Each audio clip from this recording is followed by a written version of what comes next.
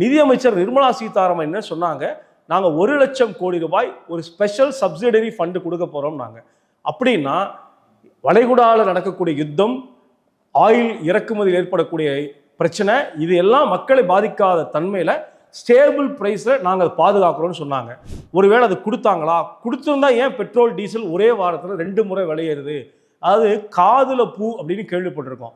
ஆனால் அந்த பூ கூட காகித பூவாக, மணக்காத பூவாக நிர்மலா சீதாராமன் ஒரு பொய்யை சொல்லி மக்களை ஏமாற்றியிருக்கிறார் என்கிற ஒரு பிரச்சனை என்பது இருக்கிறது. எண்ணெய் நிறுவனங்கள் என்ன சொல்றாங்க, எங்களுக்கு இறக்குமதி செய்து மக்களுக்கு கொடுக்கிற நட்டம் இருக்கு, இந்த நட்டத்தை நாங்கள் ஏற்றுக்கொள்ள முடியாது என்று சொல்றாங்க.